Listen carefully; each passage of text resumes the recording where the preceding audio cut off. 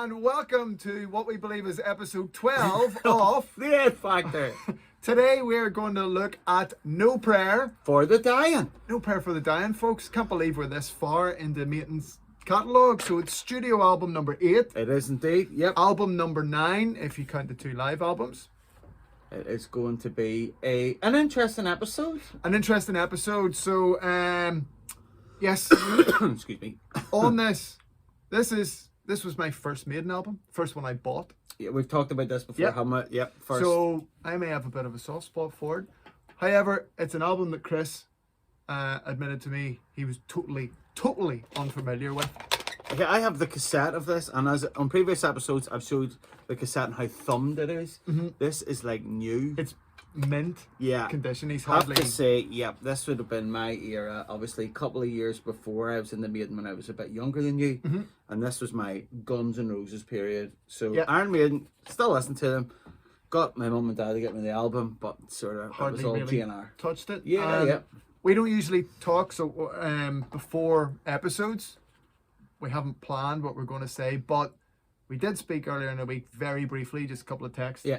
And Chris did say to me, this is like a new album for me. Yeah. I don't remember most of it. A lot of the 90s albums are going to be like that, though, to be honest. For you? Yeah, it was my Maiden solo period. Yes. Before you wised up. Yeah, for a great pair again. But, So I threw my plaid shirt away. Really? Grunge and all that. We'll probably get a mention. Grunge will probably get a mention here. Sure. So Next, if it doesn't get it next week, definitely. yeah. So No Prayer for the Dying, folks, was released 1st of October 1990. Yep. Mixed again by Martin Birch and recorded at Barnyard Studios. Which isn't really a studio. No, but the Barnyard wasn't really in existence at this time. No, so it was a converted or semi-converted barn only at this point. And I have this attached to Steve Harris's house. My first point. Yes. My first point in this is the mobile. The Rolling Stones mobile studio. The legend that is the mobile. Yes. The legend that is the mobile. When you look at the albums that are recorded there, about 3 of them are in my top albums of all time. Yep. So this was Led Zeppelin 4 was recorded in this thing. For any of you who don't know, so this was recorded at the barn affixed to Steve's house. Yeah. And obviously it wasn't a studio at this point. So they hired what was the Rolling Stones mobile studio, which is a mobile console in a truck. Yeah. And it was used... Legend. Yeah. It came into creation in 1968 when the Rolling Stones wanted to... They were a bit hacked off with 9 to 5, being restricted to recording in studio hours, 9 to 5. And they came up with a concept of, well, why can't we have something that we can use anytime we want and can be moved around, etc. And it was moved around. And it was moved around. So obviously, as you would expect, some Stones albums were done there. Sticky Fingers. Exile on Main Street. Exile on Main Spent Street. the summer in south of France. Yeah, but some amazing albums. And I mean rock. Yeah, royalty. Behemoths. Yes. Led Zeppelin 3, Led Zeppelin 4, Houses of the Holy, and like Machine Head by Deep Purple. Machine Head by Deep Purple. And the Bitch of the Bunch, Who's Next by The Who. Yeah, well, I don't really like The Who, but I know you're a fan. Oh my days. Unbelievable. Santana, Uriah Heep. Yep. A couple of great live albums done there. Status Quo live, Bob Marley and the Wailers live, and Live After Death by Maiden. Yeah. But the most famous is Fleetwood Mac recorded some early stuff there. Yeah, either with it mid-period as well. stuff and a Bob Welsh. Yeah, Penguin and all that. After Peter Green and before Lindsey Buckingham. Yeah. And Stevie Nicks, There you go, perfect. But Deep Purple's Machine Head is the most famous because it is immortalized in Smoke in the Water. Yep, it is indeed. That's right, because they all went out to Montreux. Recording songs with the mobile and didn't have much time. That's it. You know, it's like it's the most it's like Jimi Hendrix's Fender Strat. It's one of those things. Correct me if I'm wrong. Should be in a museum. Probably is. It is in a museum. Oh, cool. Where? Do you know? In London, I believe. Sweet. So it is. So, yeah, I think the early 2000s it was sold. So, I think in the 80s, the Rolling Stones gave up the co-ownership of it. Right. And Bill Wyman bought it. Canny Bill. Canny Bill. Yeah, exactly. And he used it for community projects and this type of thing. Oh, right. To get young bands and stuff recording. I think he might have done some other stuff with it too. Then it went to someone else, and it went to New York. Mm-hmm. And it was on the New York scene. So the Ramones recorded in it, and Patti Smith. Right, cool. They're all New York based. Yeah. So it was on that kind of, that's New York punk type scene. Yeah, CBGBs, yeah. Yeah. Big fan of that, by the way, but that'll be another day. There you are. So this was involved in that as well. And then it was kind of decommissioned. Yeah. But I'm pretty sure it's in a British museum. This is the last album, when I was doing my research, the last album recorded on it was this. No Prayer for the Dying. It's, yeah. Though I think would the Ramones and Patti Smith have possibly been after it? I don't know. You see, it depends. If the Ramones in their heyday would have been recording in New York, would have been late 70s. I don't know. Right. Maybe they did. I don't know, but it wouldn't have been like classic very well known era albums. No, it wouldn't have been. Yeah. No, because they were mid 70s. They both sort of come out at that time. Right.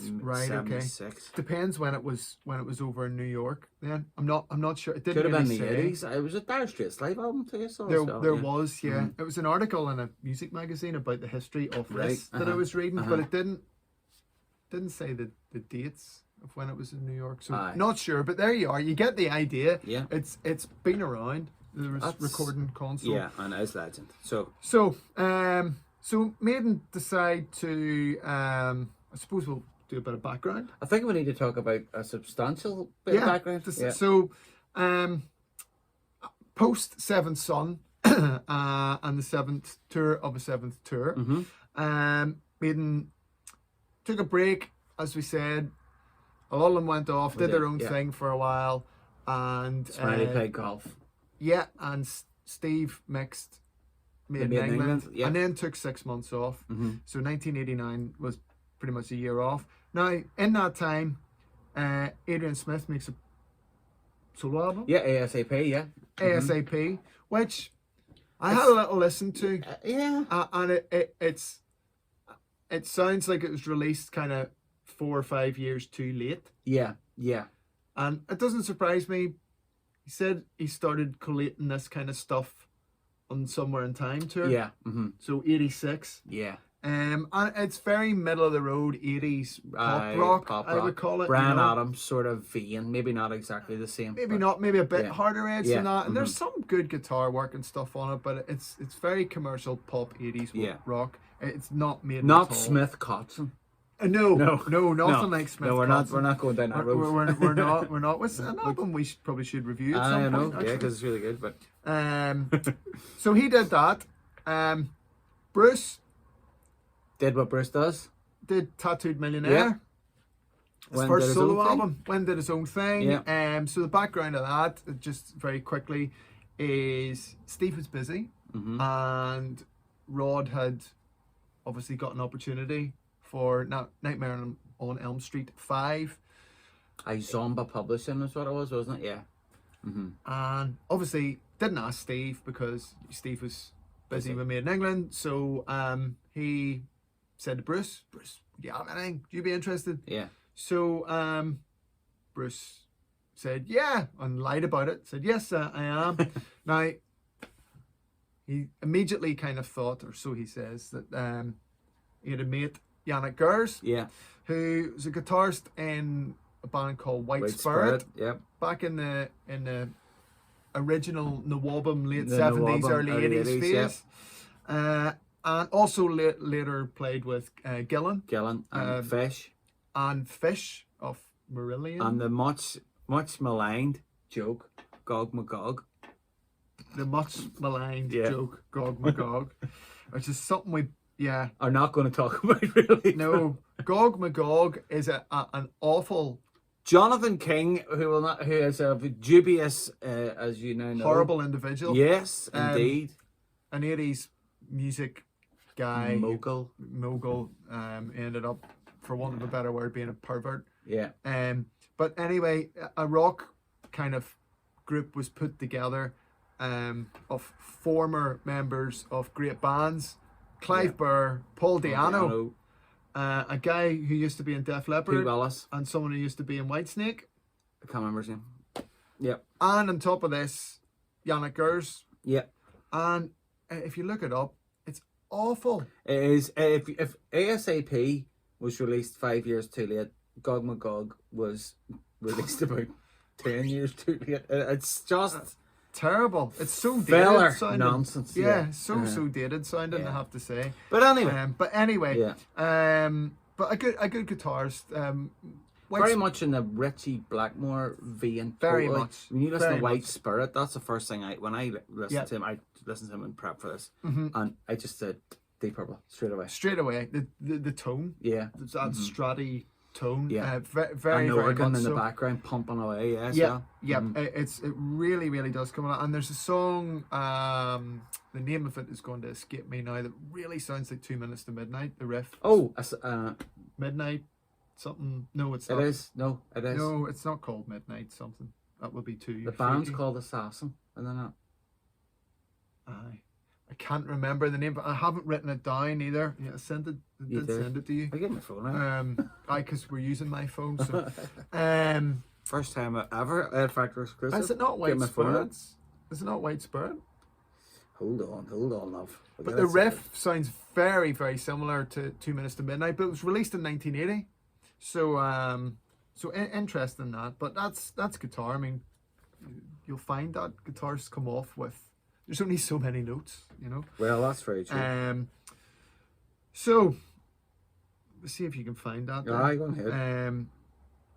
But what about Adrian? Adrian, we'll get on to. So, well, no, we were talking about Bruce's Tattooed Millionaire and Yannick. Yeah. So, Yannick Gers was out of work, doing a degree, not playing music at all. He was going to sell his gear. Yeah, he was going to go into teaching.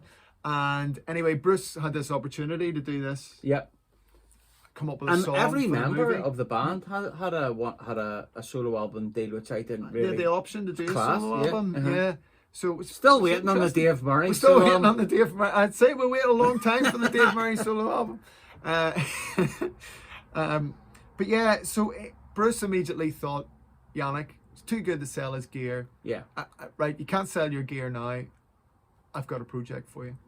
So anyway, he recorded Bring Your Daughter to the Slaughter, wrote it, recorded it with Yannick. Yeah. Can't find this. Never worry. And a really, really good producer as well. And was it Chris Sangrides? Yes. If you watch the Anvil movie, isn't it? Yes. Right. Yeah. He's a great producer. So he worked with Mutt Lang as an engineer and stuff.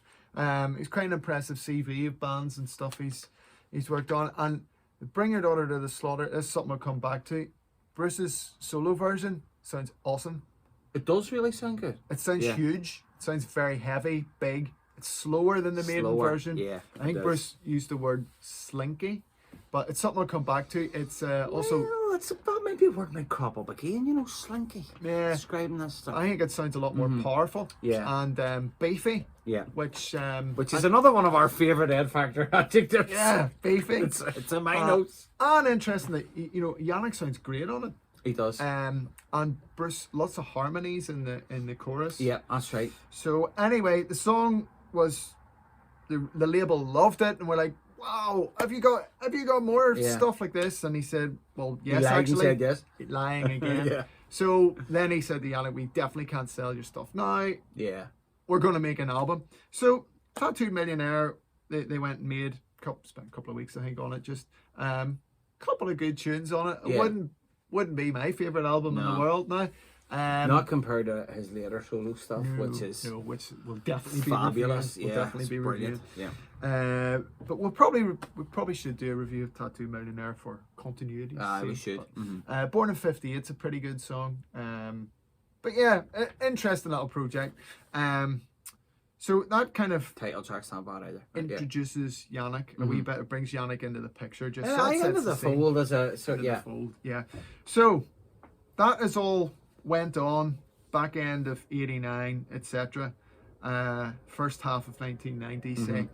So Maiden, June 1990, between June and September, Maiden are working on what is to be their 8th studio album. Yep. And the idea is, right, guys, we're going to strip everything back. Back to basics. Back to basics. Let's get back to the raw sound of Killers. And this it's probably a response to maybe where they see, is it a response to where they see music is going? Do they see maybe that all the kind of pump and glitz of the 80s is on its way out? Or is it a case of, I don't think so. You think it's personally they were just a bit fed up with all the...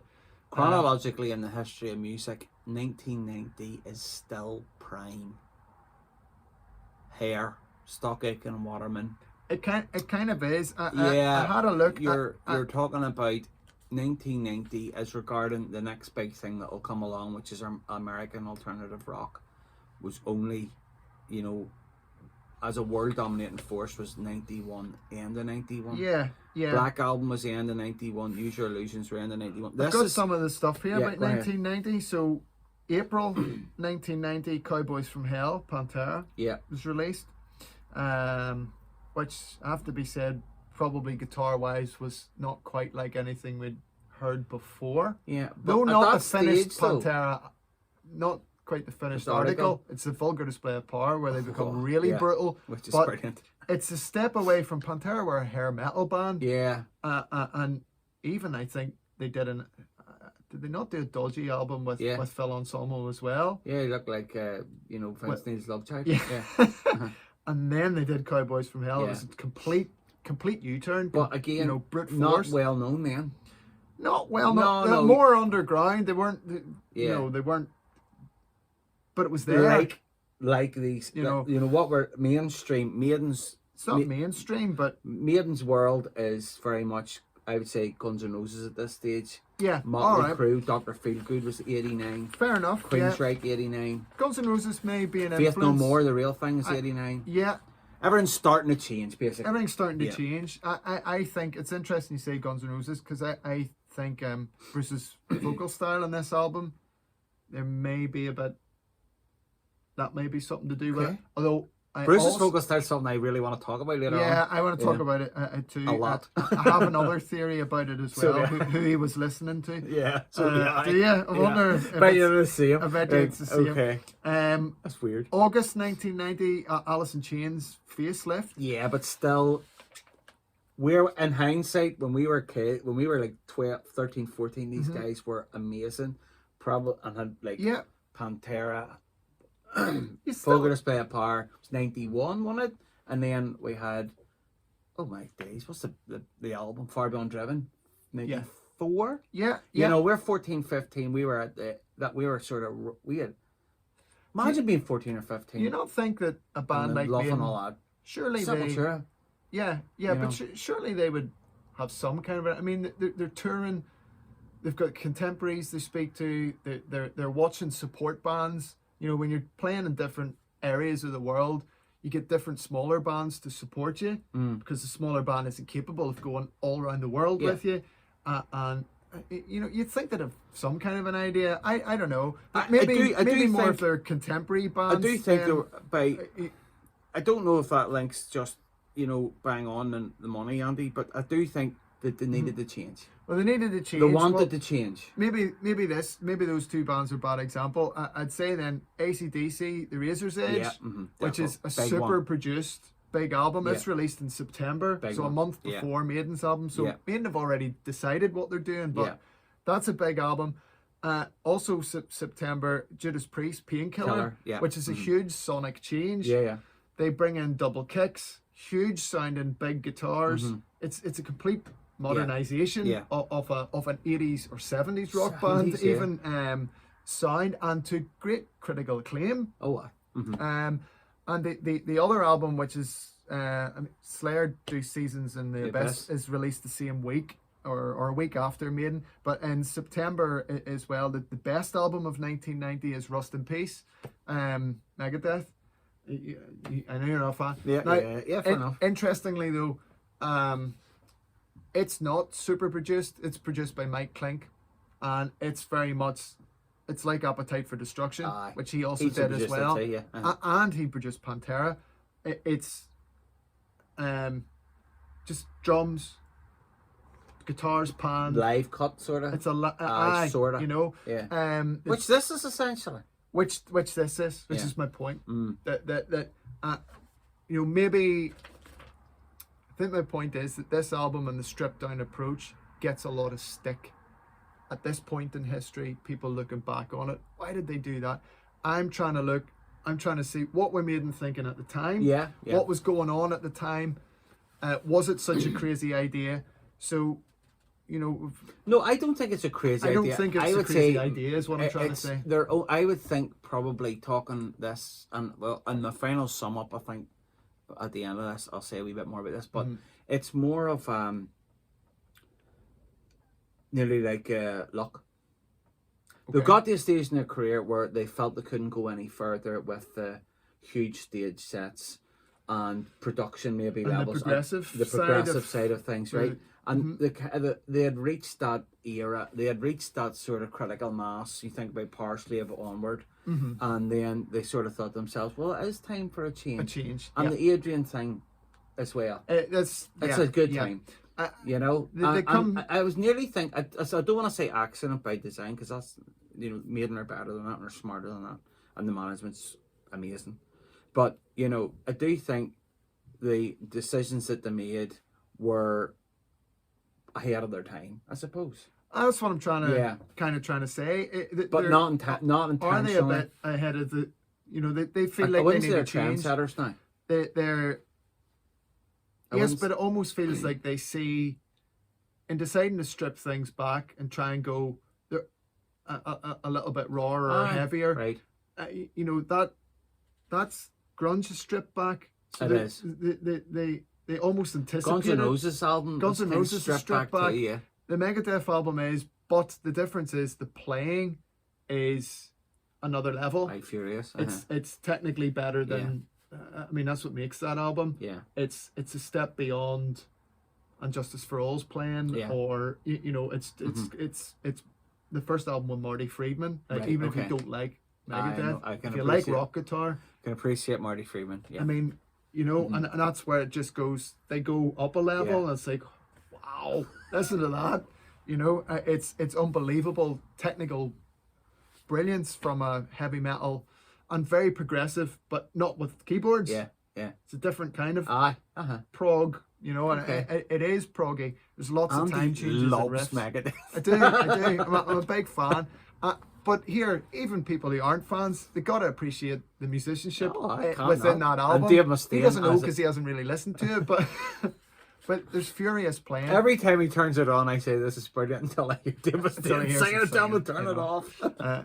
You know, the thing is, you know, see, someday I'll listen to Dave Mustaine said that himself. About me? No, about himself. See, he laughs at himself. Yeah. He says his own biography. He's cool. I do, as a guy, listen, this isn't a Megadeth podcast. Some people may say the voice sounds like two cats fucking, but all right. In a biscuit tin. In a biscuit tin. Dead on. But yeah, there's two forks in the road. They can either go big production, heavier, thicker guitars, go down that road like Judas Priest maybe have. Yeah. Like Metallica have just went into the studio.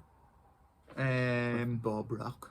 With Mr. Robert Rock here, you know. That's what I've actually written here.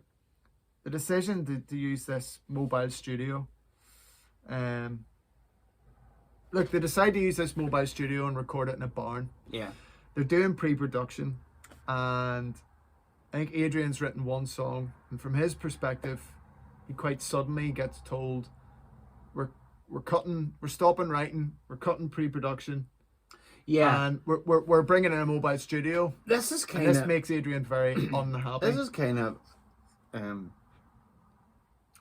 Bruce's book, Run the Hills. They're all slightly different, aren't they? Different accounts. Yeah, they are. That's oral history. Yeah, people have different recollections. And we've talked about that before, but basically I think Adrian was expecting something different. Yep. Was he expecting more of the same, do you think? This is a question, I don't know. Well, he says that he disagreed with it. Yeah. He thought they were going to do like 3 months of writing. Or, rehearsing. They had a longer period of writing. Yeah, yeah. And then he was a bit surprised, a bit kind of, when he was told, no, we're not writing anymore. Mobile studios being brought in, and by the way, we're recording here. It's not what he expected, and he stood up and said he wasn't happy. Yeah, and then they sort of he thought it was a mistake. There was kind of not an ultimatum as such, sort of like, it was kind of like a half-assed way they did it. I think there was a number of days, discussions went on, there was long phone calls and stuff like that. It's and funny to Bruce say his name is, they used to call him Willie or Won't Willie or Won't he? Yeah, because he was very indecisive. Yeah, Adrian. That was quite funny. And I think Bruce kind of sums it up in a very Bruce manner. Yeah. What was it he said? Something about it's not that Adrian wanted to get into the elevator and go somewhere else. Yes. It's that he got into the elevator and fell down the lift shaft. Fell down the lift shaft because there wasn't one. Yeah. You know, so Steve's just that tunnel vision fixed. And fixed. If you don't commit, basically long and short is, if you don't commit 100%, there's no future with you in the band. And from Steve's point of view, he kind of spotted Adrian was very down about everything. Probably from Maiden England, actually. We spoke about that. He wasn't happy about the speed of the band and I think the sound of things.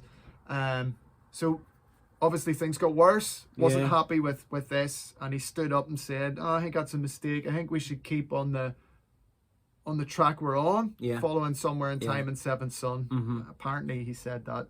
And from Steve's point of view, he was like, well, that's not really that's not what I wanted to hear. I expected him just to go, I'm happy, and that was it. But he wasn't. So Steve ended up having to say, well, I have to make a decision for you. If you're not 100%, you're out. That's it. You're gone. That's fate, or fate's warning with the That's fate's warning. So we have Adrian was out. Yeah. And that meant that they needed a new guitarist, and fate steps in. Yannick Gers, Hartlepool's finest, is brought in, has a jam. 3 songs in. The Trooper, The Prisoner, was one of them, something else. It was one in the middle, yeah. Iron Maiden. Yeah. And it's like, you've got the job. Yep. So, which is wonderful. And we start recording in 2 days' time. Yeah, exactly. So, wow. Yeah. This has a lot to do with this album, I think. You know, I love Yannick. Yannick's the person I always end up gravitating to when we watch them live. And sometimes I wish to be somewhere else, but I always end up with Yannick, you know. But Yannick is completely different to Adrian Smith. He's completely different. Yeah. It's almost completely different. Yeah, and I don't think that was an intentional thing. I think it was just as simple as Adrian's gone. We need and Bruce just went, well, I just did that solo album with Yannick. He's great. Yeah, easy to work with. Yeah. Maybe pretty pliable as regards, he wouldn't have as much of a strong will as Adrian. That's one thing about Adrian. I think he's a very strong-willed person. Yeah. Yeah. You know? He knows what he Yeah. He knows what he wants. He's as stubborn as his riffs. Yeah, yes, very much so. And that creative input and stuff, you know, he knows what he wants as well. So I think it was as simple as that. All right, bring him on down then, cool, you know. And I think they probably knew him as well, maybe, you know. So it was someone they were familiar with. From their days mucking about when he was with Gillen and that. I think I said that before, but sort of reading around at interviews. So Yannick Gers is in. So there you are. So they start to record this album. Yeah. Then probably through August, September. Yeah. Brilliant bit of footage from this period where it's Steve and Martin Birch. Mm-hmm. And I find Martin Birch is wonderfully vague talking about it, you know. About this album? About the recording of it, yeah. Right. Mm-hmm. If I hear any more to get the live sound, I'll puke in these videos and these interviews, and when I read them, you know, it seems to be where they're at. It's what they want to do. So they want to try and get a live sound. And Steve Harris in the interview says that Yannick's more of a natural lead guitar player. And I think to myself, that's a bit snippy, isn't it? But obviously things are pretty raw, I don't know. But well, I would say that I love Adrian Smith. Adrian I do love Adrian Smith. Adrian's my favourite guitarist in the band. Mm-hmm. But whether that's snippy, maybe, but it's also maybe, if you're Steve and you're wanting to make this album is definitely, he wants more of an off-the-cuff, live, raw thing. Yeah. Adrian plans everything. Yeah, he does every note. Mm-hmm. And what I haven't seen that interview, but my take on that would be that, you know, Yannick's very ad lib. Yeah. So to say he's a more natural, he probably means he's just able to. He's more ad lib. Yeah. He's more, just make it up on the spot type thing. Yeah. Whether I'm not digging or dissing Adrian's ad libbing skills, he's maybe great at that too. But I always got the impression he's more of a, you know, he plans his solos. His solos are there's thought behind them. Oh, wow. He thinks of the melody the whole way through. Yeah, and peaks and troughs in a solo and all that. He's not just winging it, you know. Yeah. He writes a solo, whether I'm not being disrespectful to Yannick either. It is more off the cuff playing. Absolutely. It's more about the feel, and it's more spontaneous. So it's amazing that Yannick. It's amazing that Yannick Gers can keep a guitar in tune for more than one song. Absolutely, his tuners must be like concrete. They must be titanium spurs. Because the way he wings it about and everything, and the amount he abused the whammy bar gets. I know. Particularly in this album. He must have strings out of an Audi's fucking car. I don't know. Spitfire's engine. So you get the idea. That's the vision for this album. And their look changes quickly. Yep, their look changes. Their look gone, spandex gone. Yep. Jeans, high top trainers, black t-shirts, very much like old days. This era. Yep. Yeah. They've gone as the Mr. T jacket and that shiny stuff. Oh yeah, the interview with Dave Murray said they were just a bit fed up with that kind of glitz. You know, they've done so many. Puma. So we've done quite a number of big tours now with, you know, and it's particularly on the last tour where the Eddies look great, but the icebergs and stuff, we just started thinking we're a bit naff and we just got a bit fed up with it. Yeah. So, this is a lot more comfortable than stage clothes, and we just thought we'd go down that route. Yeah. And it's probably rather timely. The thing is, do they achieve what they set out to achieve? Is this a raw, punchy, stripped down but heavy album? Well, I guess we should when we start going through the we are about 32 minutes in. Yeah. We need to get our act together. And I suppose we'll talk production as we go. Yeah, we will. Yeah. Mm-hmm. So first track is Tail Gunner, which I think is a cool opener. I love the beginning. It's a bit clairvoyant. I absolutely love this song. Yeah, it's cool. It is brilliant. Tail Gunner. It's cool. Play yourself the first sort of 45 seconds of it, maybe the first minute of it. Yeah. You know, it is clairvoyant. It's got clairvoyant. That repeated bass line sort of, and it's a bass with chugging guitars. Yeah, it is. It's great. And it's not a harmonic, it's Yannick, it has to be. You know, doing the sort of pullback on that must be an open E chord, like ding ding ding. Yeah, he plays I don't know what key it's in. It's probably in a Yannick. It's an F sharp. Oh, is it? This song, yeah. Right. So it is, and he plays like a riff when it has an open E and an open B. Yeah. And stuff in it like that. I know what you're talking about. A higher version of the yeah. You know that. Yeah. And I think it sounds great, the intro. I remember hearing this and thinking, it sounds really underground. But then when the drums kick in, it's the drum sound, I think, lets the album down. Yeah, I knew you were going to have issues with this. Did you? Yeah. You mentioned it in the last episode a wee bit, yeah. I do. The drum sound. Going in a barn? Yeah. Well, at this stage, 22-year-old recording studio? Yeah. Yeah, and when the drums kick in, it shows. The guitars, actually, I think in this album sound, the distorted guitars, sound actually quite aggressive and rough. So I think the guitar tone is good, but the drum sound lets the show down. Yeah.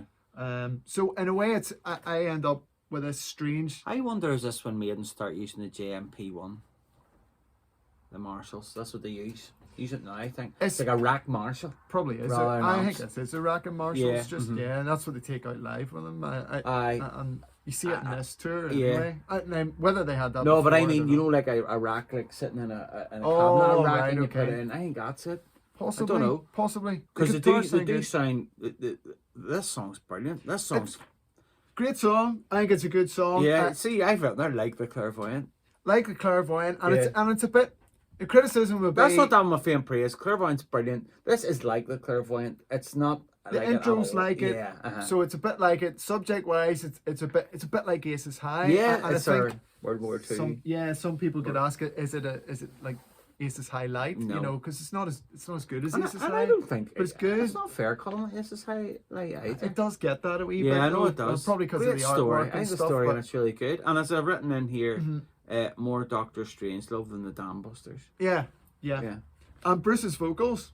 Yeah, brilliant. Brilliant. And live, even better. Yeah. Less raspy. Even better if it was live. Yeah, I think. Yeah. Cracker. Yeah, there's good guitar solos. There's Richie good... Blackmore, Yannick Gers, full to the fore, right at the beginning. Calling card, Sonic Assault. It's full throttle. Yeah. This song's full throttle. It's like he's trying to pull a knitting needle out of his son's hand. It's a good opener to an album, and I think it's it's a great opener. You got to crank it. Yeah.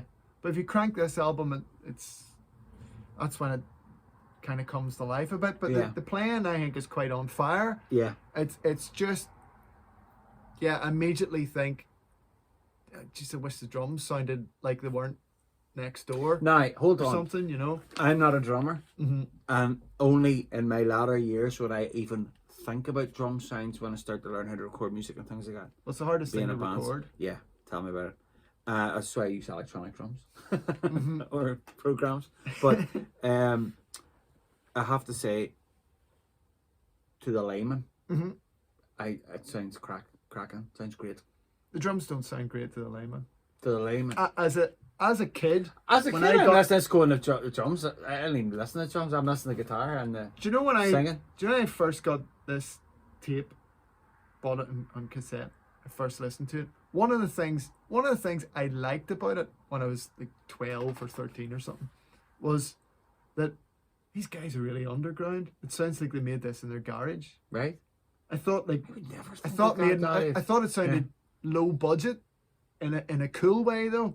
I thought they sounded like an underground, but and then the picture on the back of them all standing in a graveyard, I was like, that's cool.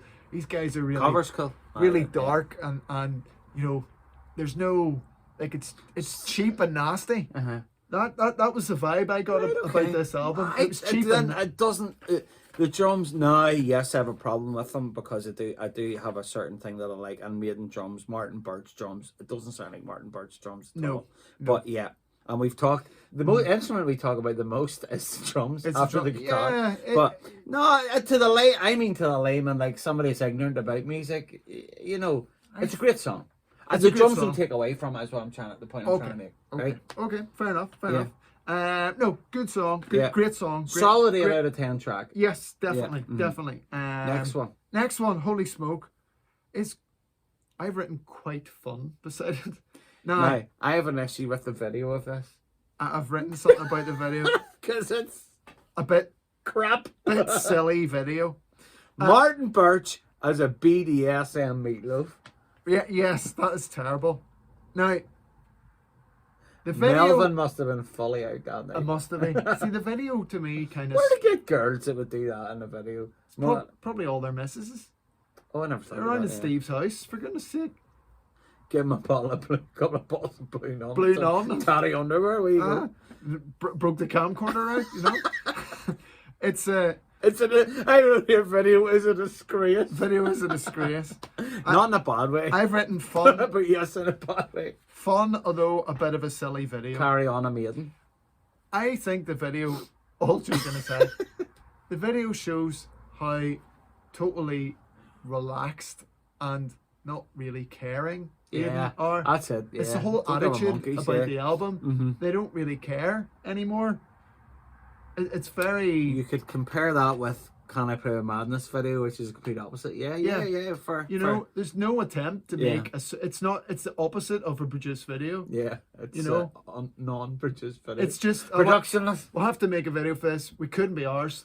I know, but it was cool to see the crew as dressed as the priests. Yeah, it was quite funny. That was funny. And they've just went, we'll just bring it. Sure, we're doing the album here. We'll just bring a camera. I actually remember seeing this on Top of the Pops, you know. Yeah. In 1990, it must have been. I mean, the thing is, Bruce in the Field. Yeah. Is quite cool. It's quite in a pink T-shirt. No, it's quite funny. It's daft. It is daft, but it's supposed to be.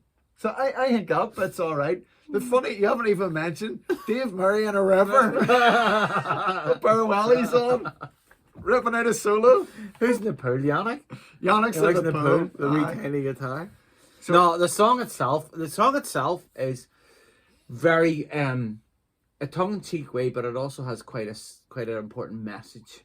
Yes, it's like against it's answer preachers, that TV kind of evangelists. Because remember, Maiden did get slayed in the mid-80s by the American sort of Christian sort of Tipper Gore. Not really, but you know what I mean. Yeah. And burning albums and all this sort of stuff. I'm talking burning records, burning books. Holy soldiers, Nazi looks harsh. So he does that in the video. Okay. So we don't get taken down for that. No. Right. Anyway. So and the he's other basically just to be clear, he's I think they're basically calling people who are censoring records in right-wing America. Calling them Nazis. But Jimmy Reptile is Jimmy Swaggart, right? Who was a massive TV evangelist in America. I didn't know that. He got caught doing a line with, waitresses and things like that. And he got caught doing it. So it's about that it was that hypocrisy. And to listen to this, and then there's another song pops into my head, which is "Jesus He Knows Me" by Genesis. Yes, which is really a great song. Brilliant song. It's a great song. Really cutting. Mm-hmm. More cutting than this. Yeah. It's a better song than this as well. It is a better song than this. This song. Great lead work in this song. There's great lead work. Great single. I think it's a good single. I don't think it's a great single. I like it. I tell you why.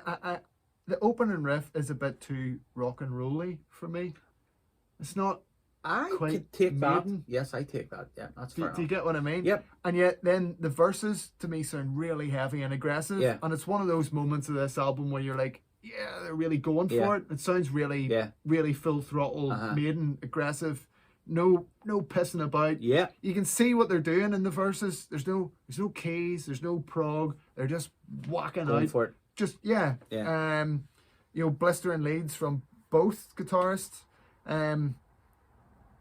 And yeah, Bruce has got that rasp. He's singing a bit, but he's doing that screechy thing, which I think in this song works. Doesn't work on others, so. But there's other songs where it doesn't work, but it does. And Tail Gunner in this, so far, it's worked. Mm-hmm. That's probably because he's blending it with singing. But is there a hangover, and I don't mean that in a bad way, from Tattooed Millionaire there? That sort of raspy. I think he's been listening to a lot of AC/DC, is my theory. That's exactly where I'm coming from there. My other theory is that, and this depends, I suppose, how much we think of them consciously thinking of their musical direction and what's happening around them. Yeah. Did they consciously decide, right, we're going to strip it back because that's where the industry's going? And did Bruce consciously think, well, maybe this type of singing, the operatic, is getting a bit wide dated. ranging. I need to try and make it a bit edgier, a bit harder, a bit more like, all right, you could say AC/DC. Yeah, he's not ignorant to trends. Not ignorant to trends. Maybe Axl Rose, maybe. Yeah. You know, who's a very hard person to imitate, because It's nearly sounds like two people sing when Axl Rose sings. Yes, this is true. He's actually quite a versatile. He does have several voices. That's not gunshots. It's fireworks. It's Halloween season here, so people have fireworks off all the time. So no one's been shot. So no, it's just fireworks outside. Christians aren't coming for us. Don't worry. Don't worry. American Christians, Jimmy Swaggart fans. But yeah, so for me, the voice thing. Potentially that. The other thing it could be. So annoy you? Yes and no. Yeah, me too. Yeah. It doesn't annoy me so far. Not that much, no. And these two songs, at a certain point, it kind of does. I think it gets overdone a bit. The other thing I've often thought is that is he overcompensating for the production, for the band not sounding that heavy or something like that? But he's also got nobody to naturally do backing vocals anymore. With no Adrian, although to be fair, on a record, he'd be doing that himself. So anyway. But but live certainly. Yeah. I like it. It is a departure. It's a departure. It's a bit of a departure. Yeah. I like it. I don't think it's classic, but I think it's good. No, it wouldn't be. I do like it. No, I love Tail Gunner. Tail Gunner's a lot better. Yeah, Tail Gunner is a better song. It's a good single. It's political, you know. It's not really what you would be used to with Maiden. No, and that's another aspect of this album. They've went, you know, lyrically they've departed as well as sound-wise, which is why I think it's a trend thing. Okay. Because it's not just one aspect. Yeah. It's the clothing, it's the production. Yeah. It's the musical direction. It's the lyrical direction. Okay. It's all of them. So whether that's conscious or unconscious, I think there has to be something to do with musical trend, you know, and particularly I'm thinking musical trend in America. You know, it's not in Europe. I mean, this album is goes to number 2 in the UK charts. They get a number 1 single from it, for goodness sake. So it's not UK or Europe. It's America where they're having an issue. Seven Son didn't do well. So it's a response to that. I think. Yeah. Why do they think it didn't do well? Well, because those other heavier bands are nastier and grittier than us, and we got to get back to that. Yeah. Should write a book. So we'll see about that. Track. Jesus, the Ed Factor, the book, imagine. Never happened. Right, next 3. Track. No Prayer for the Dying, the title track. And we're back. Great tune. Love it. I think it's a great tune. Well, I adore the first half. Right. I nearly think the first half's the highlight of the album. Okay. Right? I love it when you say it like that. I love it when you do it the way you say, okay, yeah, no. No, I love the first half. It's fabulous. I love this song. Actually, I think it's really, really this good. could be off Seventh Son of a Seventh Son. In certain, obviously not the thematic aspect of the lyrics, but I suppose lyrically it should be on Summertime. But I think it's good really, really good. It's brought in beautifully. Yes. That's the Harris track, isn't it? It is. It is indeed. So we actually didn't say. Tail Gunner was Harris Dickinson. Yeah. As was Holy Smoke was Harris Dickinson. There's quite a bit of Harris Dickinson on this. It is. This album, which makes it a bit unique as well. It's another notable point. But this is a Harris number. Yeah. The opening riff, the opening lead of this, and then you've obviously got the more sort of chuggier bit in the background. Yep. Is class in this. Yes. It really is good. Nearly would put me in mind of I kind of don't understand why they don't play this live. Yeah. It's a great song. It's a really good song. And this is like it's a deep cut. I would describe this. They played it live on the tour. But they haven't played it live since. Yeah. You know, in this whole era, what has survived really? In 4 albums, which we'll be talking about at length, there's a handful of tracks really. But 2 tracks that have got aired really. Anyway, in any way, shape, or form. But I mean, even over the next couple of albums, you know, there's a lot of deep cuts. This is it. Yeah. As I say, going back, this sounds like a new album to me. I heard this and thought to myself, this is brilliant. This song is brilliant. It's interesting you say that this could be on Somewhere in Time or Seven Sons. One of these tracks, I don't remember which one it is in my research, and I tried to go back before we started recording to find it. One of these tracks has, it's not this one, but one of these tracks has got Bruce's lyrics on it from his Somewhere in Time notebook. Right. And I don't know what track it don't is. know which I'm one really it is. sorry. Right. Sorry, listeners. I don't know. Didn't know that. Right. I heard that either with doing research on this. There's one of the songs, I don't know which one it is, and I didn't have enough time to go back and listen and read over everything again, you know. But it was something, I was in the car when I heard it and I thought, it'd be good to know. Good to know. But anyway, yeah, brilliant song. Second half, it's good. It picks up speed wise, and I think it's really heavy. Yeah, the it's second really half heavy. of it. It sounds like they're really, really rocking. I love this song. I love the dynamics of it. What I've written here is actually really a really good song. Yeah. But the production lets it down. Second or first half, or all of it. The first half, right? Because the drums bother me throughout the whole album. Yeah. Not the playing, but the sonics of it, the production. But the clean guitar tones are muck. Right. I think that the distorted guitar sounds good and aggressive and stuff, but the clean tone is just crap. I think it sounds too underproduced. Yeah. I've written it could be more like Children of the Damned. This with bigger production, that's what it would sound like. Yeah. The guitars sound heavy, but the clean tones are muck, and the drum sound is poor.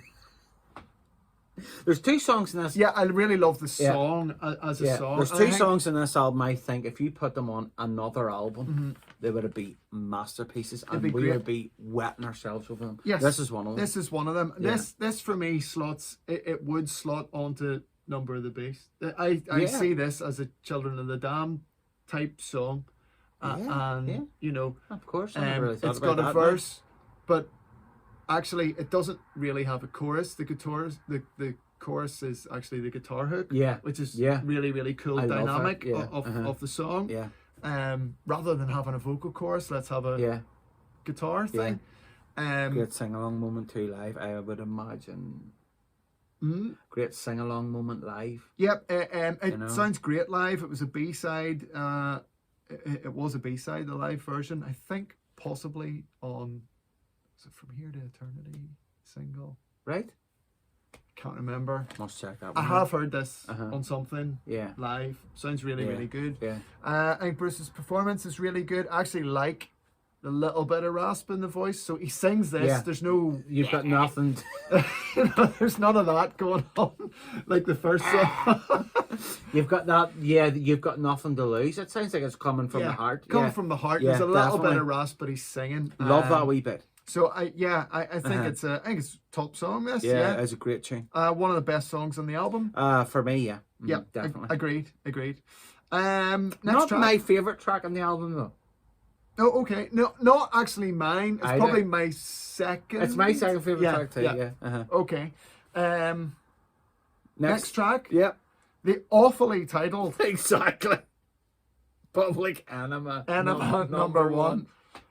Which is a terrible title. It's a crap title. You know, literally. And this is where it gets a little bit, you know. Do you think it sort of takes a wee bit of a nosedive here, quality wise? So, a bit, yes. A bit. I would agree. There's a dip here. This song is written. It's a Murray Dickinson. Yeah. It's good now. Musically, I think it's okay. Musically, I think it's okay, but I've got good solo, great rocking verses. Yeah, actually, and for me, during the verses, the rasp works. Yeah, you know, very political. It's pointedly political, and all that kind of stuff. Catchy, I thought. Yeah, but and if you turn it up, it sounds like they're really, really thumping. Like you imagine, they're just rocking in a room or in a barn, actually. Yeah, you know? yeah. But you get that vibe off it. They are really on fire. Yeah. But I think the chorus is piss poor. I think it's really weak. Yeah. You know, it just doesn't hit the heights. It doesn't stick with you. It doesn't. It's like they're full throttle, and then someone takes a plug out for the chorus, and it's just a nothing chorus. Yeah. Mm-hmm. I don't think there's any real imagination in the I vocal agree. hook or anything. I think it's really weak. Yeah. So yeah, that kind of lets that song down. So yes, it is a dip there. I do think so. Yeah, and you know, I don't really have an awful lot more to say about that. No, good verses. That's it. Mm-hmm. You know, and a terrible title and a weak chorus. A terrible title. When I say a terrible title, what I mean is they're using slang and stuff like that. It's not Maiden, and they're trying to do something different. I get that, but it's just not. It comes across as they're trying to be something that they're not. To me, that's why I mean it's terrible. So, and I suppose it's an attempt to make social commentary as opposed to the usual historical or literary inspired lyrics. And for me, it just doesn't work really. So apart from the quite rocking verses. So next track, Fate's Warning. Dave Murray again, great. Slightly better. This is a better song. I think. Dave Murray intro, lovely. Yeah, lovely bit of guitar work at the start. There's some great tonal shifts in the middle eight, I thought. Yes. Yeah. And the whammy bar is nearly broken. Whammy bar is nearly broken. I take it that's a Yannick solo. It is, of course. I'd have thought, yes. Yeah. And any Maiden song that mentions the devil in the chorus has to be worth something. And I do know that the wrestler Chris Jericho, that's right. That's Fozzy, right. Loves this song. It's one of his. It's like his wee jam. Yeah. So it is. It's like a rough diamond, and I would tend to agree with him. Well, okay. Keep her down. Next track. Is that it about Fate's Warning? Have you anything else to say? Well, I did write down here Nuclear Apocalypse, but this isn't 2 minutes to midnight. Good call. Yeah. Good call. You know, they have sung about it before. Sort of the end of the world type, sort of standing at the end of the world, but you just know, doesn't have the weight of and we have a wee bit of synthiness in there too. You know, that just completely go away. You know. Yeah. That's a fair point, and it's another. Just on the length of the songs, you know, it's 4 minutes, 9 seconds. We haven't talked about that. There's no song over 6 minutes. Yeah, there's no epics in this. There's no epics. The album lasts 43 minutes, 42 seconds, which is the same as Seventh Son, but it's got 10 songs rather than Seventh Son and 8 songs. Yeah. Not a single track over 6 minutes.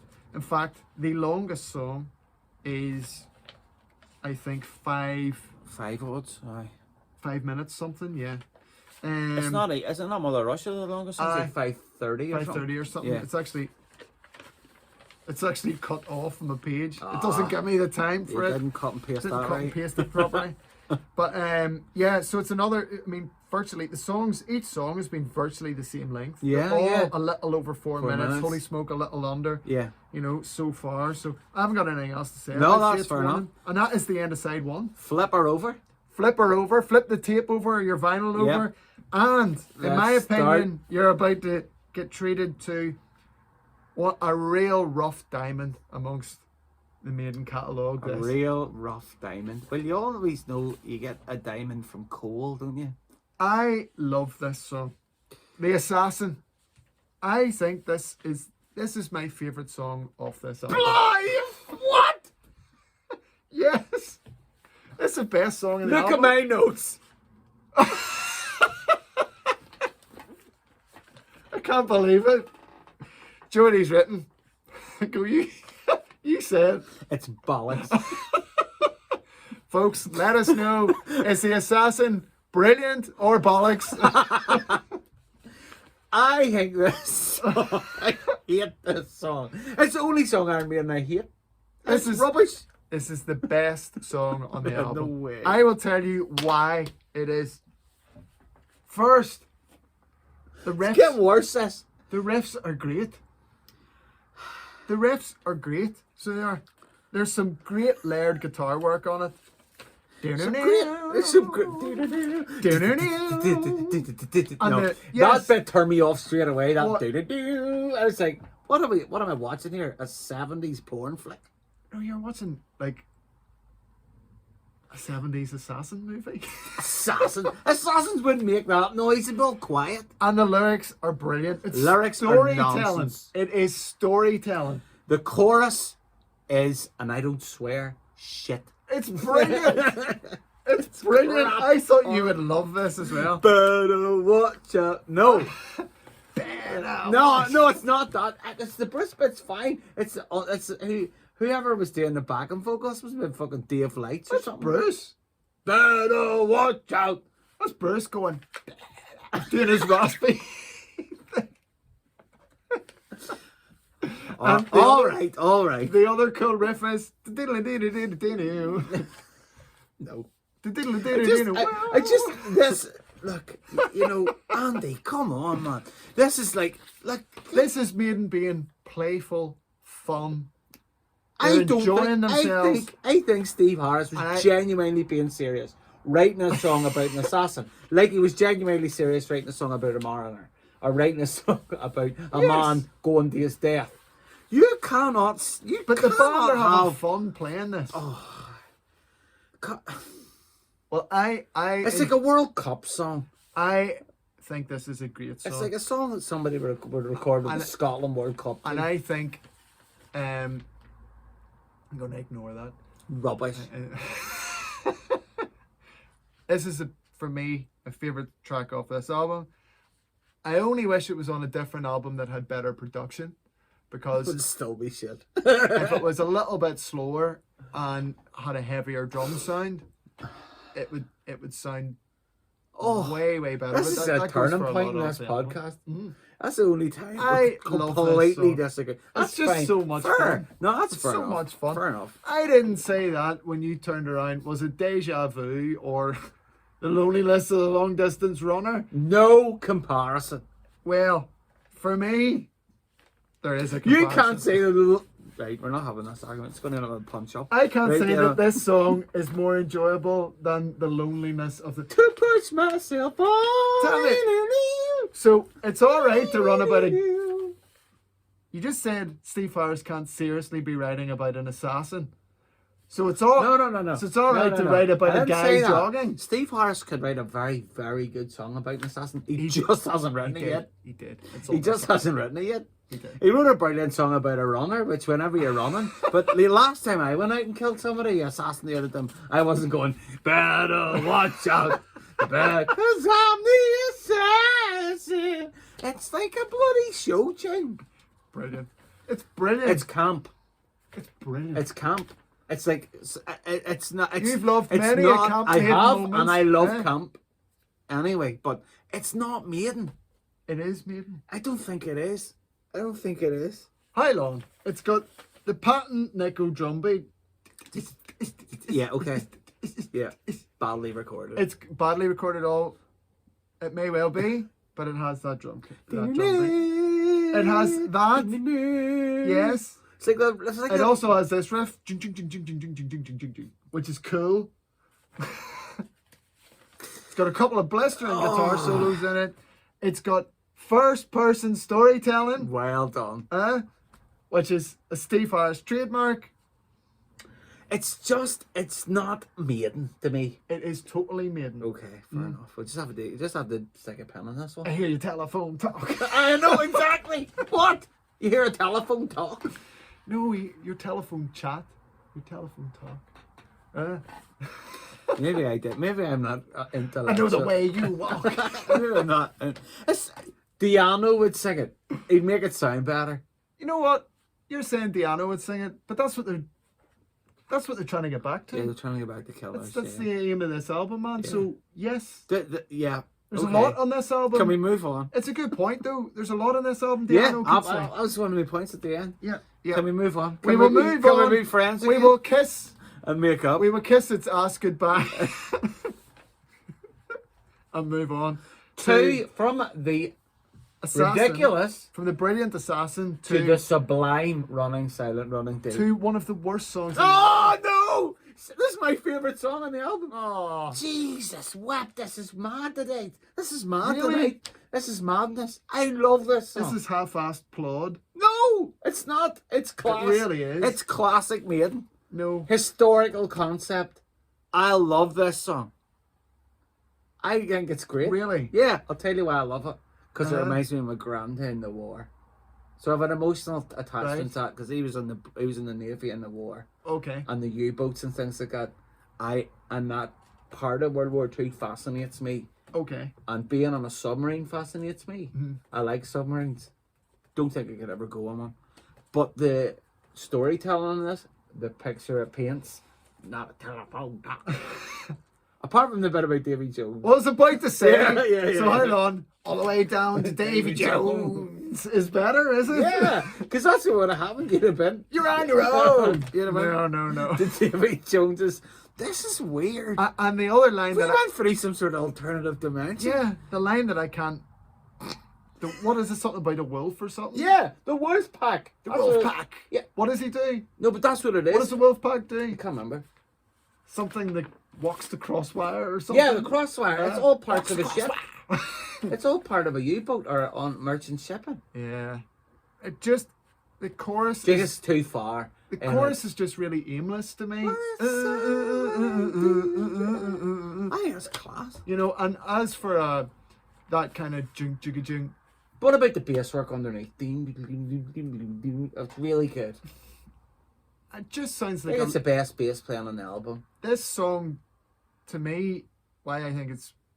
I can't believe you think it's the worst song on the album. Worst song on the album. And you know why? Because it's not even... I don't even think it's really trying to do... The other songs, like, I can see they're trying to be something like Killers, or they're trying something a little bit different. They're trying to sound a bit more raw or a bit more AC/DC. This is more like Maiden. This is Maiden by numbers. Yeah. It's just autopilot. Yeah. They went into autopilot. Let's just go. You know, there's no imagination in it. I just think it's like it's made up on the spot.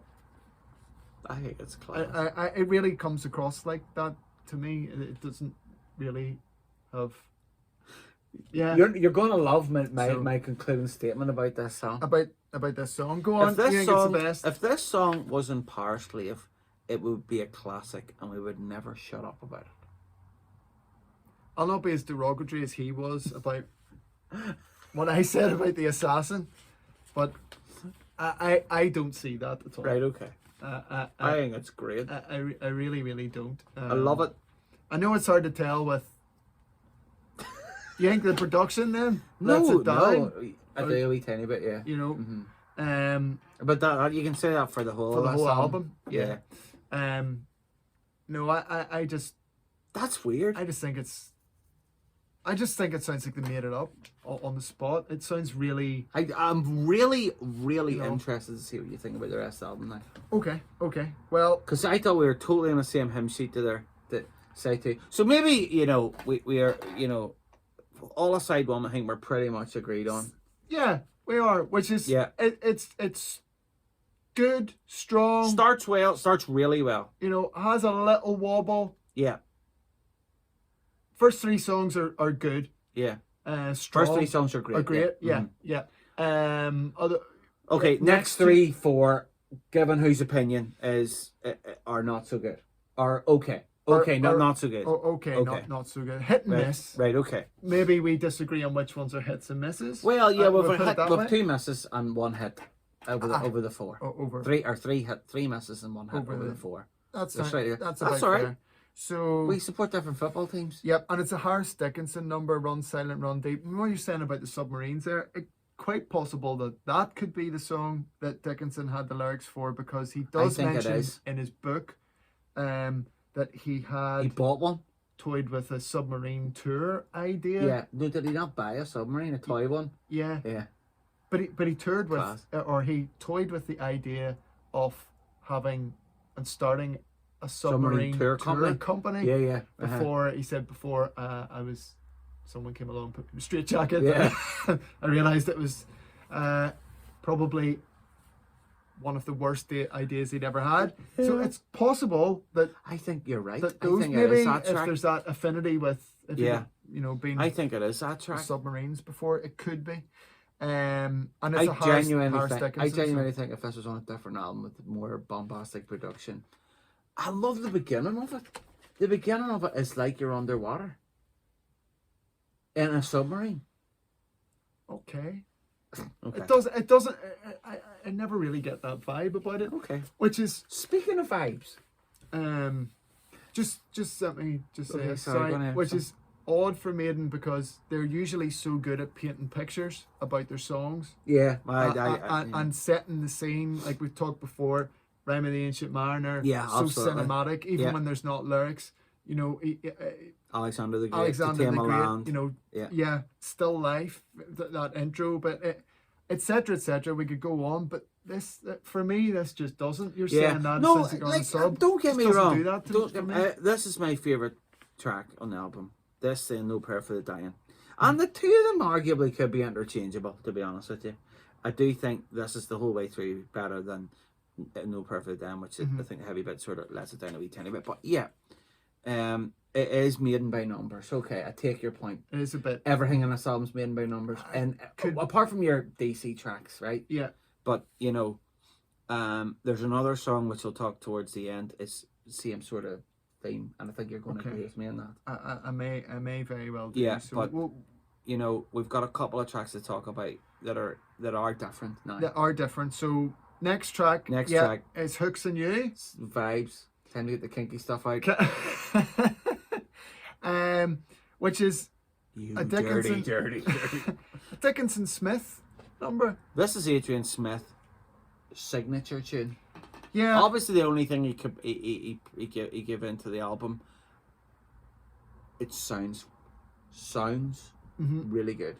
I think the riff sounds really good. Yeah, that's what I mean. I don't mean sonically produced good. No. Played on a guitar good. Yeah, but it's not played by him, obviously. No, it's not. I think it would sound even better if it was played by him. Of course. Those upstrokes. For me, this is a good track, but it doesn't sound like it should be on this album.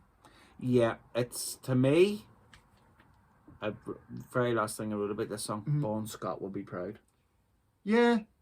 It's, it's a bit more that kind of a... I honestly think the lyrics in this song, which is obviously Dick Bruce's contribution, let it down a wee bit.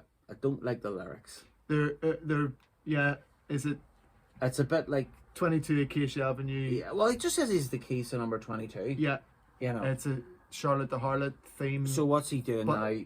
Kidnapping her and tying her up in a box and putting her, and you know... Yeah, it's a bit pervy or weird, isn't it? Yeah, you know, and the chorus is an awful double entendre. The ceiling and the well hung feeling. Yeah, it's just a knock on wood and all. It's a bit lazy. It's a bit Bon Scott. It's but a bit sonically. Sorry, I don't mean that disrespect. Bon Scott's lyrics, adore Bon brilliant. Scott. But this is Maiden. I think you're totally right. The AC/DC influence is I think there's cowbell in this, isn't there? Yes, there is. Yeah, I think there's huge AC/DC influence on Bruce in this album. Yeah. And I don't think sonically the production suits Adrian's style. It being stripped down and the raw. I mean, I know it's not him playing it, but it's his song, and you just think there would be a bit more to it, probably, if it was him. Guitar solo wise, this could nearly be sonically, like a Motley Crue. No, more like a Guns N' Roses type tune, I think. Yeah. You know, it's the most Sunset un-Maiden, Strip. Yeah, it's a bit of an un-Maiden Dickinson Smith effort. Yeah. You know, although the story of it's interesting, where the Bruce went to look at a house, and that's where this all came from. Right. He was looking at a house, and it was an old house that would have had the beams exposed in it, obviously, when he had a bit of money. And in that one particular bedroom, there was a hook in the ceiling. Right. And that's where this all came from. Right. You know, like, what was it there for? Why was it in the middle? You know, like a sex swing or something like that, you know? Right, okay. I didn't know that. Not the best type of swing, obviously. Swing ball is the best type of swing. I didn't know that. It's a good track, but not a great track. That's the way I see it. It doesn't. You know, I've never heard anything like it up to now, and I've never heard anything like it since. On a Maiden record. No. I quite like the Eddie for it. Yeah. Oh, the wee bit tan. Yes. I like that. Uh-huh. You know? This was a B-side to something, because I did know this song. Was it the B-side to Fear of the Dark Live? It may have been. Shaped picture disc? May very well have been. Yeah. Which also had a misprint. There was a batch which were misprinted. God, I think that was the which one was supposed to be. Did I sell that to you? Well, I have one. I think I sold it to you. Can't remember. I bet you it is a misprint one, but it's worth a bloody fortune. Need to play it if it was, yeah. Because it's supposed to be Hooks and You and it's something else, or the other way around. Yes, that's right. Isn't it? That's right. Anyway, we're off on a tangent slightly. But yeah, I think it's a good track. I think it's all right, but I think it would have been better on a solo album. On a solo album or on a differently produced album, and with Bruce in a different mindset. Okay, I think the lyric, you know. Yeah. Could be. I don't think the lyric really does the riff justice. That's exactly it. Yeah, I would agree. God, I like it when we agree better. It's better when we agree. We're agreeing again. Right, on to number 9. Bring Your Daughter to the Slaughter. Solely written by Dickinson. We've already talked about it in a way. And this is definitely Dickinson's AC/DC high point. Absolutely. 100%.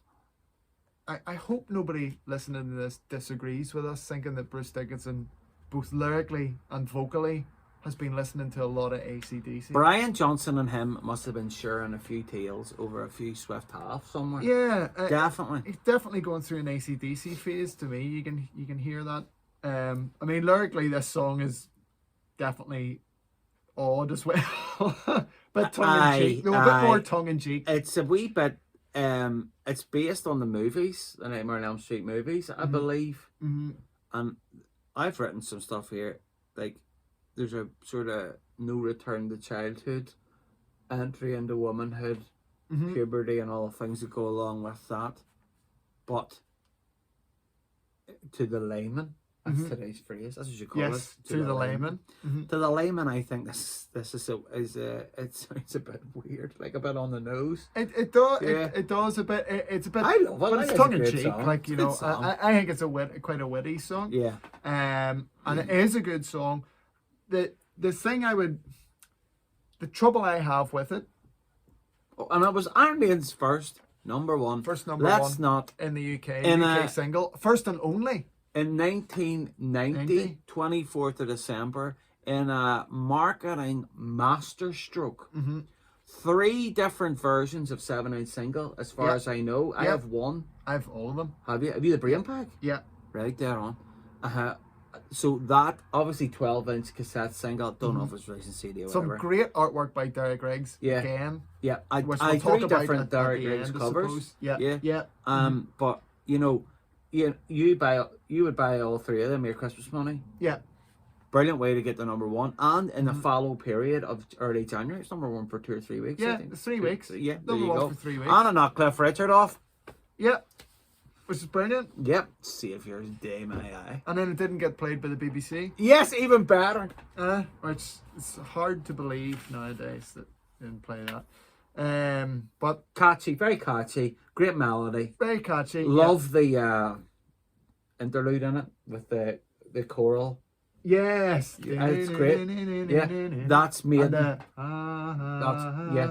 classic. Yeah, I really, really love it. It's like Monks or something like that, I think he said. I always thought that bit sounded really dark and eerie. Yeah. I really liked that bit. It's perfect Halloween music. And I guess this comes to the crux of this album, so it's probably a good point to bring this up. We touched on it at the start. Is Bruce's solo version of this is better? I would kind of agree with you there. It's slower, but it sounds bigger. Yeah, because it's produced properly. It's more. It's done in the studio. It's more. It's heavier. Yeah, but it also has more scope, doesn't it? Yeah, definitely. And the search it out, listen to it. Listen to the Bruce Dickinson solo version of this, which was done before Steve said, "That's great, I'd love that for Maiden," and then they went in and, you know, obviously recorded it for this album. It's Yannick playing guitar on Bruce's version, but it just sounds so much heavier, beefier, because it's done properly in a studio. It only took them 2 days to do it, but it sounds so much better, and it comes across I think I said at the start, the vocal harmonies Yeah. in the chorus and this are brilliant, and I can't imagine why they didn't put vocal harmonies on it. Yeah. On this, but then they were doing all this stripped down stuff, so it was just sing the song and that was it. So. Yeah, and I think Dave Murray somewhere in an interview saying that a lot of these tracks were recorded in one take. Yeah, I can well believe it. Yeah, you know, they were going for that vibe. You know, so yeah, there you are, and then on to the final song, which you would think of as the epic, but isn't, because it's not. Doesn't happen. Over 7 minutes, so it's not. It's 5 minutes, something or other. Yeah, 5:32 or whatever. Yeah, and it's Mother Russia. I quite liked the intro to this song, but it's not produced well at all. I agree. You know,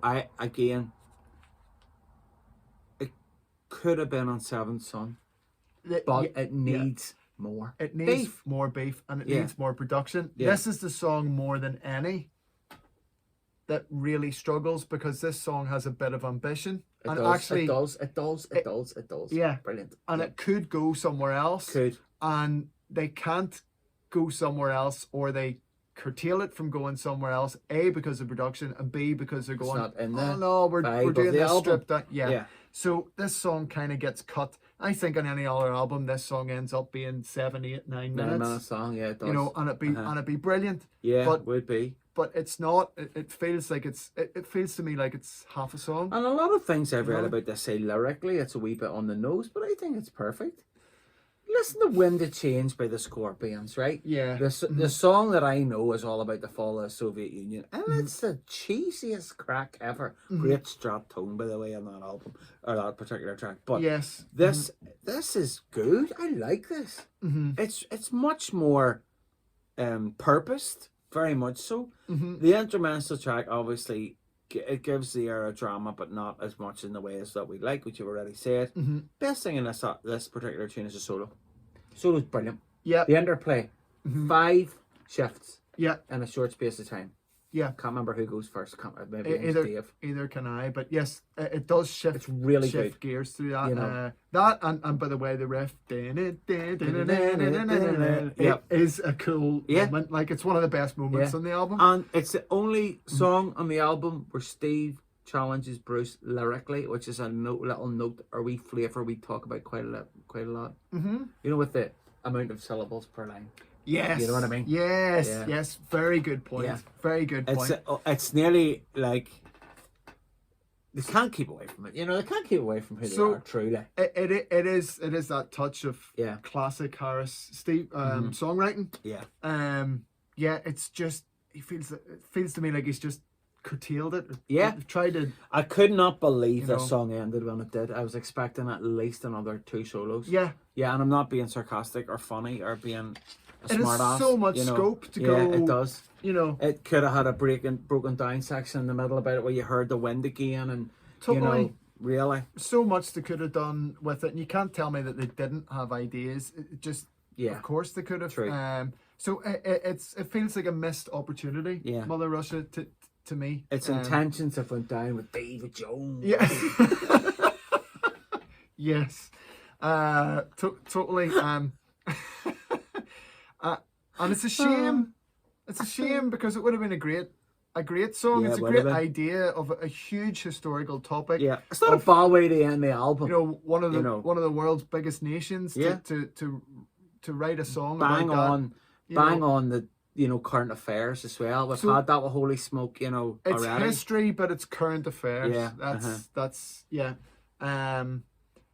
which is again why it's more classic Maiden. Yeah. And you can hear this being on Peace of Mind. Yeah, if they had actually went down the proggy route with it, but they kind of start to go a wee bit proggy in it, and then they put the brakes on. Yeah. It kind of feels a wee bit like that. Like they go, oh shit, we're almost at 5 minutes now. Yeah. We better wind her up. Yeah. Wind her up, boys. It's nearly like a wee red flashing light comes on in the barn, which is a real shame, and I do think so. Yeah, it is a good note to finish the album on song wise. Yeah, it's quite a good song. It is, and it kind of reminds. It's my 3rd favorite. No, that's not true. Tail Gunners, but it would be up there in my top. Yeah, don't know, top section. Yeah. Anyway, but it probably, how should I put this? As an old, at the time it didn't, because this is the only album I had first. Aye. But, and I thought actually this sounded really epic. But well, to the layman, I'd never heard anything before. Of course it does. And then obviously, you know, as a more experienced fan now and knowing all the Maiden epics, to me, if I listen to this album and it finishes off with Mother Russia, I always think it's a reminder of what Maiden really are. Yeah. What they were. What they were. Mm-hmm. Yeah. Yeah. It's kind of like the old Maiden really shining through. Mm-hmm. And you could probably say that on previous podcasts you talked about bookends. Yeah. You could probably say Tail Gunner and Mother Russia bookend the album with touches of classic Maiden. They could, yeah. Whether the rest of the album, you know, bar probably the title track. Yeah. I don't think any other track you could go in say, a different direction. Yeah. Yeah. There's no other track apart from the title track you could say is really actually classic Iron Maiden. Yeah. So what, those 3 songs would you say? I love The Assassin, but I don't think I think it's a wee bit different. Yeah. But I do love it. Mm-hmm. But I think that's probably a fair comment. I think overall, I think we've kind of nailed it. Okay. Anything else that I suppose the Eddies would be the... Well, just to sum up a wee bit about the album. Yeah, you know... Do you want the Eddies first or sum up? Yeah, well, whatever. I do Eddies first. Do Eddies first and then sum up. Album covers. Album cover. I like the album cover. I like the original album cover better and I like the rehashed Don't like one. the remastered one. So the remastered one, the Gravedigger's taken away and Eddie's hands changed. Apparently... Any buy into the fact that the Gravedigger looks like Martin Birch? Rod Smallwood. Oh, Rod Smallwood, yeah, sorry. Yeah. Do you take a wee bit of... I'm not so sure about that, but then because it was removed... Nah. You got a moustache. That's what I thought as well. But That's what I said, James. Rod Smallwood had a moustache at one point. To me, it doesn't. Hey, but you look at me. Apparently, it makes me suspicious. Why was Derek Riggs asked to remove it? I don't know. If it wasn't for that, apparently the story is that Rod asked him to remove it. And I don't know. The plate's blank. I much prefer the original version. Yeah, it is what it is supposed to be. It is what it is supposed to be. Eddie reaching out of a grave like that is not the same as him strangling the gravedigger. I just think with this lamp. I love the wee lamp motif. I love the blue, the way the light changes and that. And I think it's a cool Eddie. I like it. And it's a lot of people don't like it, but I like it. Oh yeah, but it suits the grittier. Yeah. Kind of motif, and it often gets said just that the continuity is gone because it doesn't have the Eddie's lobotomy thing, well, and apparently, it doesn't have a cyborg things and all that there kind of stuff. But there's a thematic sort of ending with the Seventh Son cover. I don't really agree with that. I don't know. To me, there's only grass around, but it looks like Eddie. B, I think he's doing something cool. He's doing something cool. C, you could say it looks very much like the Blues of Life After Death That's graveyard. What I was gonna say, And the D would be, is it kind of, Killer's Eddie coming back? Yeah, it's a rebirth. A rebirth kind of thing. It's a rebirth. Yeah, I would kind of think it's rebirth. Agree with all that. There's another number of kind of cool Eddies on this. We said Hooks and News, quite a cool one. And that goes back to the first album, Eddies, I think, on the street. Definitely. There's nothing on this cover, so they bring your daughter to the slot. There's a cool graveyard picture. And that looks... Look at Yannick Gertz's tongues. His tongues. He's an antrim in 1990, aren't they? Guys, that's the way we went to school. That's what I mean by low budget. And I liked that when I was a kid. I thought they look like he's wearing a pair of necks. Yeah, but there's no... You know what I mean? It's almost like Rodis went... Right, your pictures for Seventh Son and the bloody Puma shorts and all, you look ridiculous. Here's little leather jackets, jeans, leather jackets, get down to a graveyard. Hurry up. He's probably one at the bottom of the bar. Let's get the band looking as metal as possible. Yeah, definitely. So, and they do look metal. Yeah. You can't get more metal than standing in a foggy graveyard. Wearing leather and high tops. Yeah, exactly. That's it. Right. Tail Gunner Eddie is one of my favourites. Great Eddie. I love it. A great Eddie. Yeah, I like it. I think it's class. I love the bit if you look really closely at the front of in the cockpit. There's a guy turn around. Yeah. Aye, those wee touches, you know, it's really, really it's cool. It's really awesome. And nail that fucker on the back of the t-shirt is really, really cool. Bring Your Daughter to the Slaughter. Now, the one with Charlotte in red. Or Jessica Rabbit all Jessica Rabbit, if you want to call it, is a great Eddie. I think he's done that, he's maybe done that before. It's the one of them all. It seems that he has put the most effort in, and I don't mean that being disrespectful, but you know, I think there's lots of little trinkets and all around. Literally, they're nearly like tribbles out of Star Trek. What do you call them? Aye, those things. Tribbles. But there's also the guys in Labyrinth. Is it Oscar the Grouch, or what do you call him? Yeah. Aye, I think so. Sesame Street? Yeah. It's like Jim Henson's workshop was all down there at the bottom. There's a bit I think it's something, it's the wee guys in Labyrinth or nearly like that down at the bottom. Brilliant. There's like wee trolley guys, and then like the band poster, the Iron Maidens, and stuff, and like the inverted morons, 999 and the inverted morons or something. It's just classic. It's classic rigs. Yeah, isn't it? Rigs. Rigs. I think it's cool cover. And then there's another Bring Your Daughter to the Slaughter Scythe one, which is it's like that's the one I have. A kind of weird phantom death with a scythe kind thing, and I think it's cool looking. Yeah, I like it. It's like death is coming for them or something. It's a bit more. He's got no body. It's a bit more surreal, a bit more like the surreal rig stuff, which is cool. And I think that is all the album work for album out for this. There's just away from the artwork, there's a really cool documentary about the tour. Japanese one. Yeah. You have to watch it. We'll post a link in the comments below this. Maiden, I wrote that right at the very beginning. And actually, in capitals, Maiden's ability to understand Japanese is uncanny. It's a cool. It's very good. Cool documentary. I think it really. That guy's famous. He's in the Anvil. That's twice I've mentioned that today. Yeah, but I think he's a friend of the band. He's a He's like the Japanese version of Mick Wall. Yeah. I cannot remember his name at the moment. No, nor could I. Great footage of in our hometown, Belfast here in Northern Ireland. Playing Tail Gunner and stuff like that, and Newcastle as well. Yeah, in Newcastle upon Tyne, northeast of England.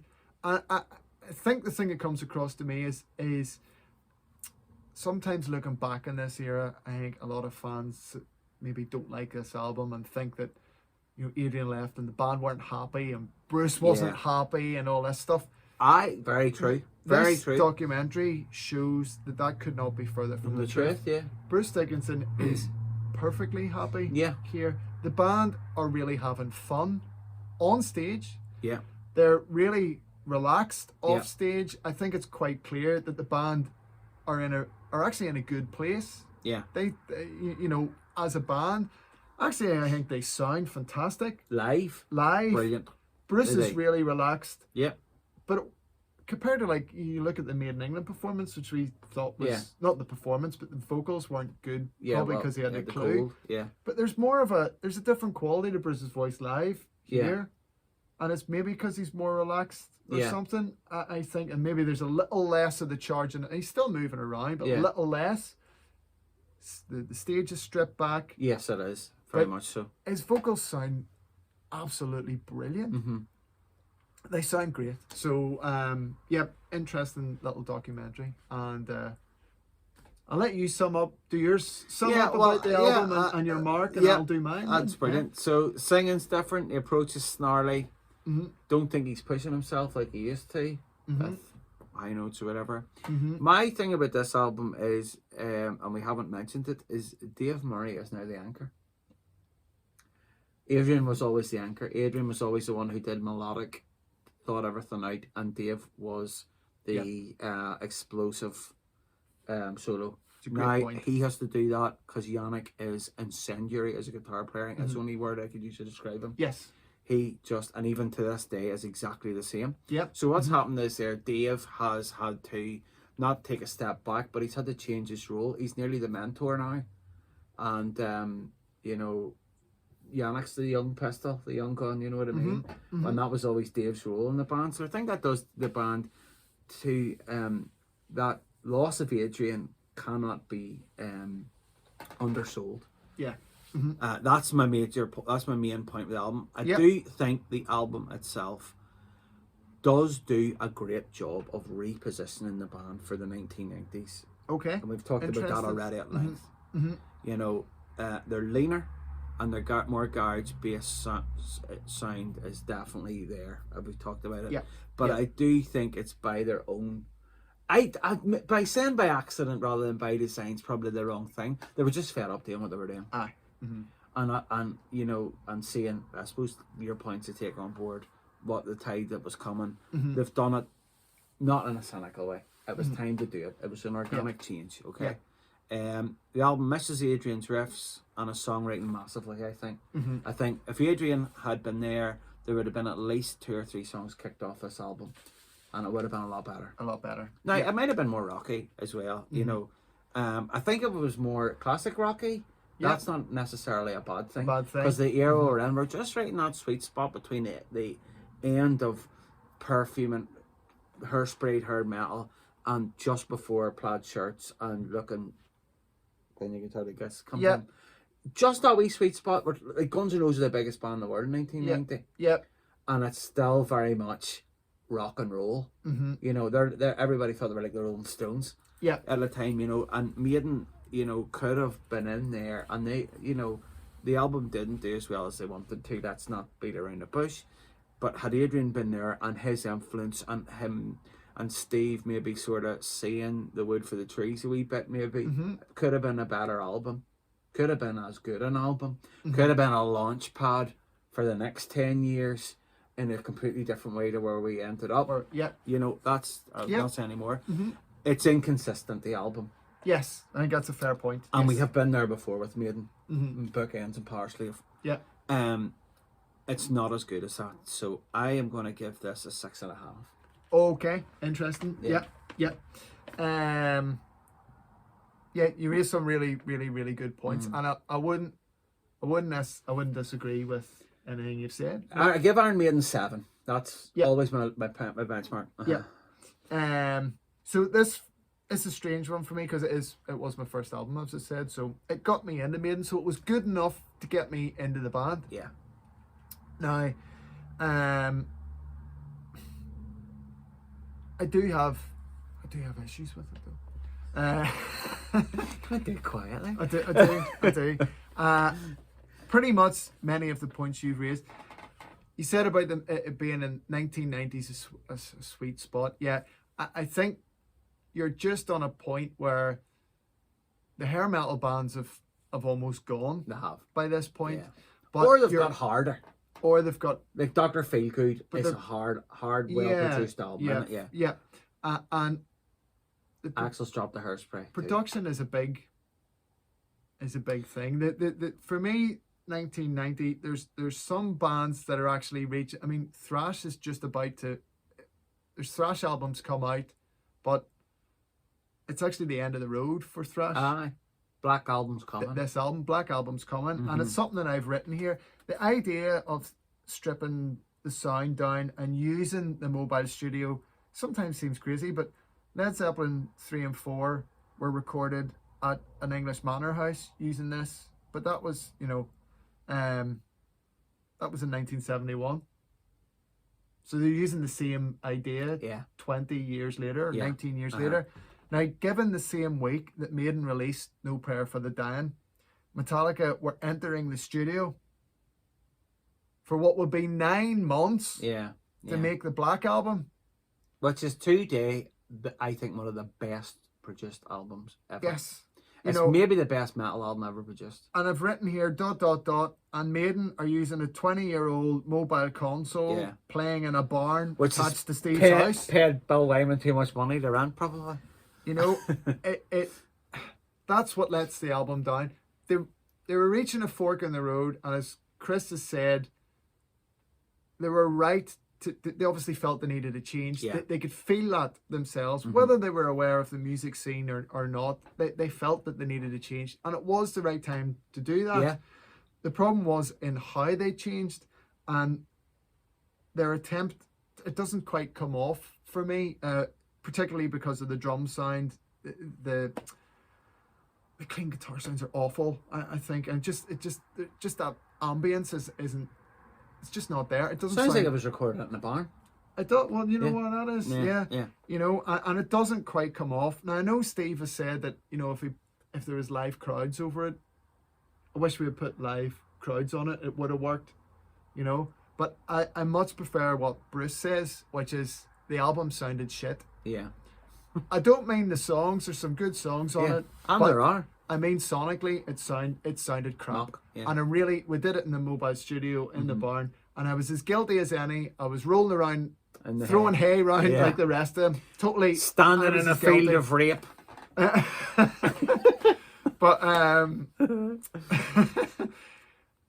but I really wish we hadn't have done it that way. Now, what I think they should have done was they could have been more stripped back or more heavy.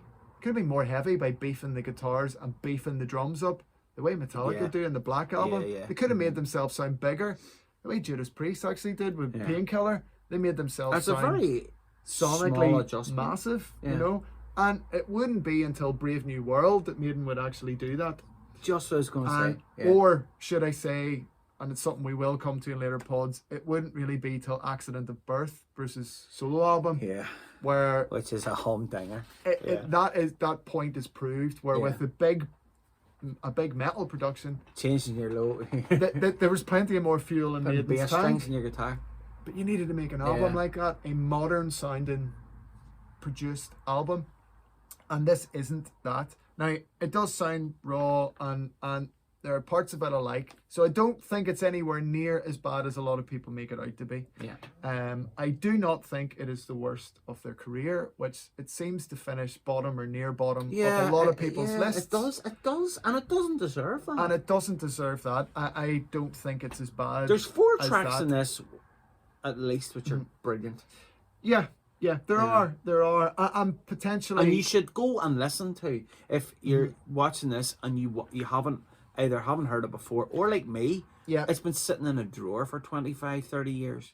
You know, you go and listen to it and crank the volume up.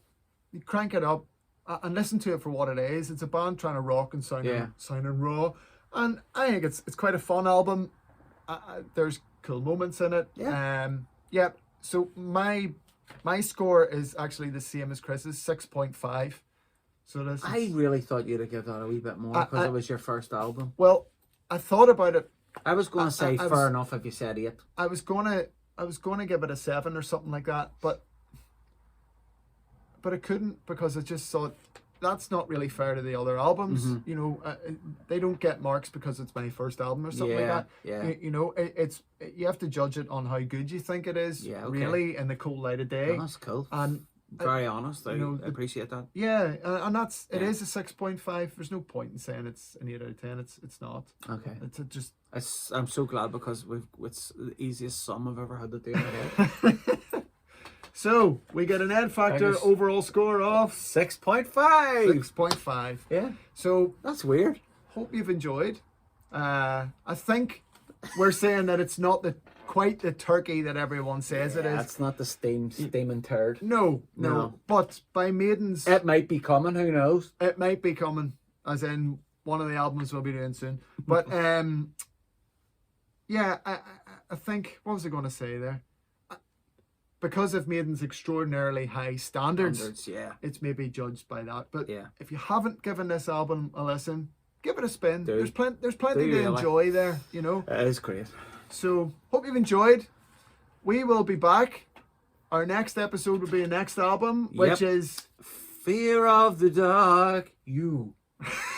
Fear of the Dark. So we will be back. Listen, subscribe, like and love. Let us know what you think. Brilliant or bollocks. I can't believe we've talked for so long about this. This is nearly like Somewhere in Time proportions. I know, there's so much to talk about. Oh, I just think album. they're just going to get longer and longer. They are. Anyway, hope you've enjoyed. Look forward to hearing from you. Up the irons. Look after yourselves. Bye-bye. Bye-bye.